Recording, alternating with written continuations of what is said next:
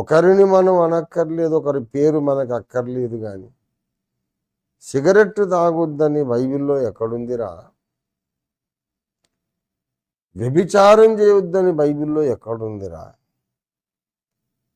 అని ఇలాంటి మాటలు మాట్లాడే బోధకులను మనం చూసాం. ఇట్లాంటి వాళ్ళు అంతర్జాతీయంగా చాలామంది ఉన్నారు. శరీరముతో ఏం చేసినా పర్వాలేదు అన్న బోధ ఒకటి నేను సింగపూర్లో విన్నాను. ఒక బోధకుడు, మంచి బోధకుడు, డెలివరెన్స్ మినిస్ట్రీ ఉన్నది, ఆయన నాతో చెబుతున్నాడు, the sin that takes you to hell is not in your body, it is in your heart. నేను నరకానికి తీసుకెళ్లే పాపము శరీరములో ఉండదు, అది హృదయంలోనే ఉంటుంది. ఏదో పెద్ద మర్మంలాగా. అంటే హృదయములో ఉన్న పాపాల విషయమే నువ్వు జాగ్రత్త పడాలి, పరిశుద్ధత కొరకు ప్రయత్నం చేయాలి. కానీ దేహములో ఉన్న పాపాలు అవి నరకపాత్రమైనవి కావు. అంటే ఇంకా ఏముంది, దేహంలో పాపం ఏమున్నదండి? జారత్వమే కదా. This is nothing but encouraging the spirit of fornication, spirit of adultery. It is okay. ఒక పెద్ద సేవకుడు నాతో అన్నాడు, skin to skin there is no sin.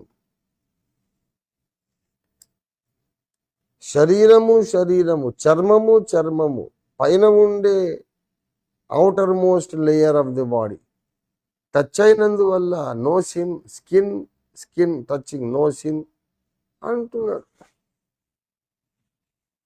కొత్తగా రక్షింపబడిన ఒక యవనస్తుడు ఉన్నాడు.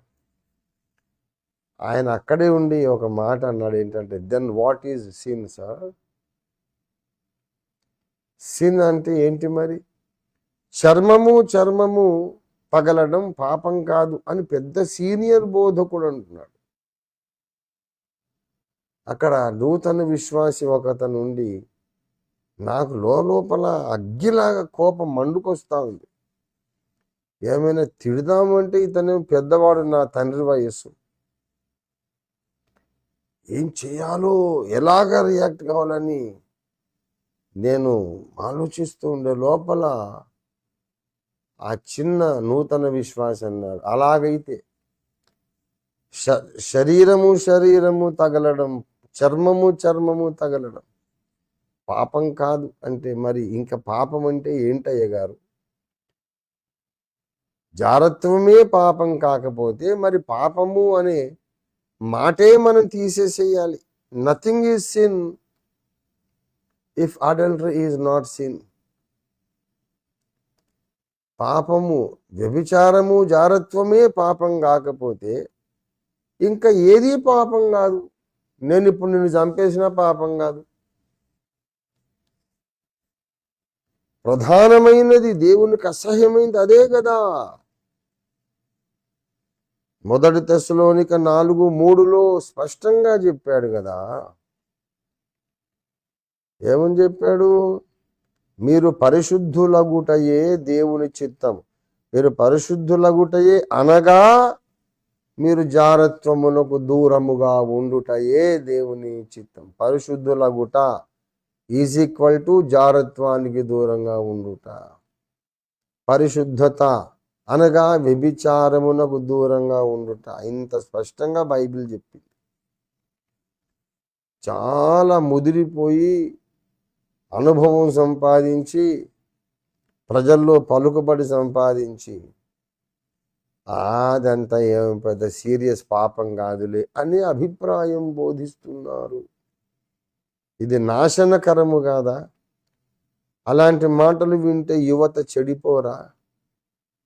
యవనస్తులు భయము విడిచిపెడితే ఎంత పాపం జరిగిపోతుంది లోకంలో. దైవ భీతి, నరక భయం, దేవుని తీర్పు భయము, పాపము చేయాలంటే భయం వదిలేస్తే విచ్చలవిడిగా ఈ లోకమంతా చెడిపోదా? చాలామంది బోధకులు నాశనము కలిగించే అభిప్రాయాలను రహస్యముగా బోధిస్తున్నారు. అలాంటి వాళ్ళు నాకు తారసపడ్డారు, కానీ దేవుడు నన్ను అలా చెడిపోకుండా కాపాడే. దేవునికి నిజంగా స్తోత్రం. అందుకే కదా నేను పాట రాసుకున్నాను, అడుగులు జారగనీయక నన్ను రేయిబవలు కాచిన నా ప్రభు, నా బ్రతుకిక నీకే నైవేద్యం. అడుగులు జారనీయకుండా నన్ను రాత్రింబగళ్ళు కంటి పాపను కంటి రెప్ప కాపాడినట్లు కాపాడిన దేవా, ఇక నా మిగిలిన బ్రతుకు నీకే అంకితము, నీకు నైవేద్యం పెడుతున్నానయ్యా, నీకు నైవేద్యం చేస్తున్నానయ్యా నా జీవితాన్ని అని హృదయపూర్వకంగా పాట రాసుకున్నాను. అది నా హృదయ గీతం. నా పాటలన్నీ అంతే, అవి నా హృదయ స్పందనలు. అవి